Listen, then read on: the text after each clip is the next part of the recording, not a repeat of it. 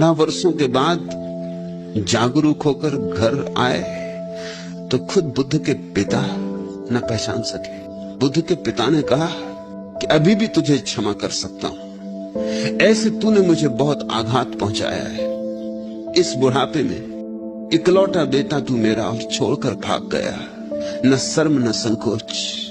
ये भगोड़ापन और ये भिखमंगों का समूह इकट्ठा कर लिया, अभी भी लौटा।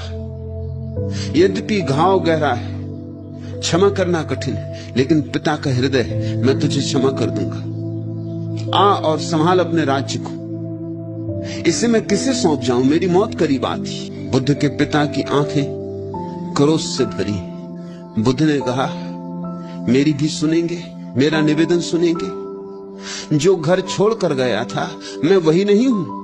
बुद्ध के पिता उस क्रोध में भी हंसने लगे और कहा, यह भी खूब मजाक रही। मैं तुझे नहीं पहचानता, मेरे खून से तू बना है, मेरे हड्डी मांस मज्जा से तू बना है, तू मेरा ही एक अंग है, मेरा ही एक विस्तार। मैं तुझे नहीं पहचानता। तू मुझे समझा रहा है कि तू वही नहीं है जो गया था, तू वही है। थोड़ा सोचो, बुद्ध के पिता भी ठीक कहते कि तू वही है, और बुद्ध भी ठीक कहते हैं कि मैं वही नहीं हूं। एक क्रांति घट गई है बीच में, चेतना में एक रूपांतरण हो गया है, लेकिन वह रूपांतरण तो आंतरिक है। वह रूपांतरण तो उनको दिखाई पड़ेगा जो झुकेंगे। बुद्ध के पिता तो झुक नहीं सकते। पिता भाव, अहंकार खड़ा है, वे तो क्रोध से भरे हैं। झुकने की बात कहां, वे तो नाराज हैं। वे तो क्षमा करने में भी सोच रहे हैं कि बहुत उपकार कर रहे।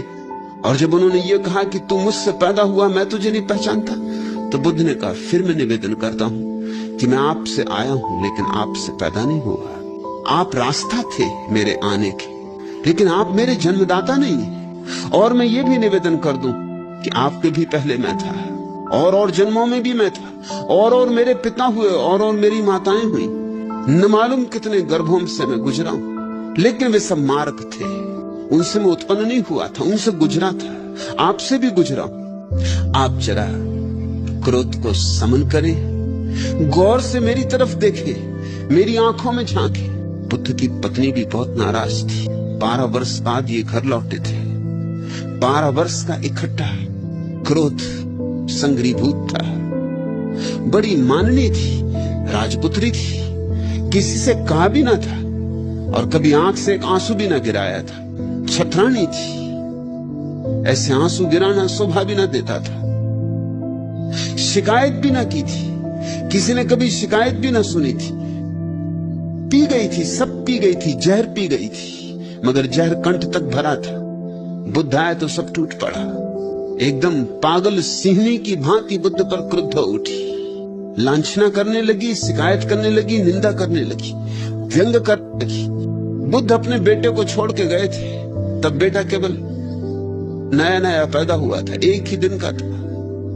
अब वो 12 वर्ष का हो गया था। क्रोध में मां ने अपने बेटे से कहा कि ले, ये तेरे पिता हैं। तू बार बार पूछता था कि मेरे पिता कौन, मेरे पिता कहां हैं? ये रहे सज्जन, ये जो भाग गए थे छोड़कर मुझे और तुझे असहाय। इनसे मांग ले अपनी बपौती, इन्होंने तुझे पैदा किया है। मांग ले इनसे अपना अधिकार। मजाक कर रही थी वह, व्यंग कर रही थी। बुद्ध के पास देने को था भी क्या? बेटा तो समझा नहीं। मां की बात सुनकर उसने अपनी झोली फैला दी। उसने कहा कि अगर आप ही मेरे पिता हैं तो मुझे संपदा है, मेरा अधिकार, मेरी वसीयत। बुद्ध हंसने लगे और उन्होंने अपना भिक्षा पात्र, वही उनके पास था और तो कुछ था नहीं, अपना भिक्षा पात्र राहुल को दे दिया और कहा, राहुल ये तेरी दीक्षा हुई, तू संन्यास्त हुआ, क्योंकि मेरे पास एक संपदा है जो मैं केवल सन्यासियों को दे सकता हूं। वह संपदा बाहर की नहीं है राहुल, वह संपदा सोना चांदी हीरे जवाहरातों की नहीं है, आत्मा की है। तू अभी छोटा है, मगर शायद इसीलिए कि तू अभी छोटा है समझ पाए, बड़े तो बड़े ज्ञान से भरे हैं। पिता तो सुनने को भी राजी नहीं, शायद बेटा सुन ले। और बेटे ने पहले सुना। राहुल झुका चरणों में और उसने कहा, मुझे अंगीकार करें, राहुल को झुकते देखकर, राहुल की आंखों से गिरते आनंद के आंसू टपकते देखकर यशोधरा झुकी, बुद्ध की पत्नी झुकी। उसे भी स्मरण आया कि मैं क्या कर रही हूं, किससे लड़ रही हूं, मैं जरा गौर से तो देखूं, यह वही व्यक्ति तो नहीं।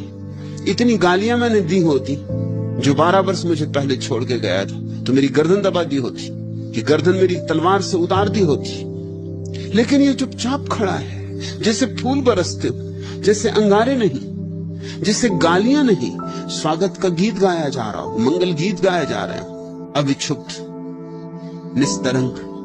ये जो सामने खड़ी है प्रतिमा, यह वही तो नहीं है जिससे मैंने पति की तरह जाना था। नहीं, ये कोई और है।